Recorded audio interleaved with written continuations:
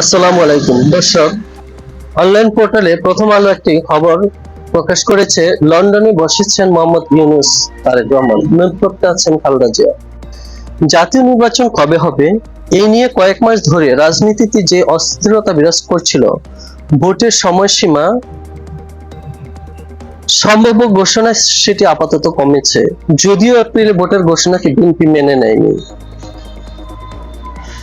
ফলে ভোটের সময় নিয়ে বিতর্ক এখনো কাটেনি। এরই মধ্যে আলোচনার প্রথম বিষয় হয়ে উঠেছে শুক্রবার 13 জুন লন্ডনে অনুষ্ঠিত অধ্যাপক মোহাম্মদ ইউনূসের সঙ্গে তারেক রহমানের সাক্ষাৎ বা বৈঠক। এখন দেশের রাজনীতিতে সচেতন সবার দৃষ্টি লন্ডনের বৈঠকের দিকে।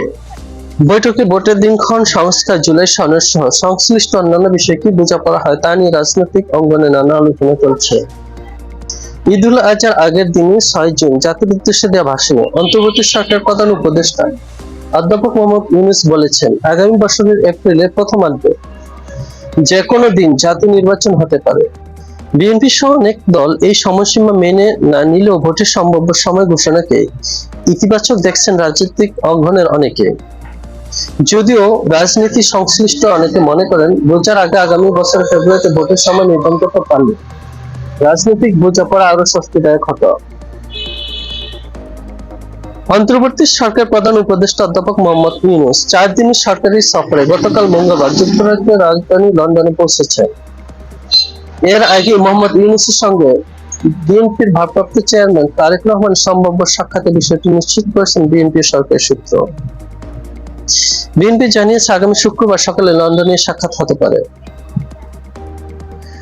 রাজনৈতিক মহল এই সাক্ষাৎকে গুরুত্বের সঙ্গে দেখছে। সংশ্লিষ্ট একাধিক সূত্রে বলেছে, প্রধান উপদেষ্টার সঙ্গে তারেক রহমানের সাক্ষাৎ ফলপ্রসূ হলে নির্বাচনের সম্ভাব্য সময়, গুরুত্বপূর্ণ সংস্কার এবং জুলাই সনদ সহ আরো অনেক বিষয় অন্তর্বর্তী সরকার ও বিএনপির যে দ্রুত বা মতবিরোধ সৃষ্টি সেটা কম হতে পারে, সেটা কমে আসতে পারে। বিএনপি নীতি নির্ধারণী পর্যায়ের একটি সূত্রে জানায়, গত মে মাসের শুরুতে প্রধান উপদেষ্টা যুক্তরাজ্য সফরের সময় চূড়ান্ত হয়। বিষয়টি জানার পর তখন থেকে বিএনপি বিবেচনা রেখেছিল প্রধান উপদেষ্টার সঙ্গে দলের ভারপ্রাপ্ত চেয়ারম্যানের সৌজন্য সাক্ষাৎ হতে পারে কিনা। প্রিয় দর্শক, আসসালামু আলাইকুম।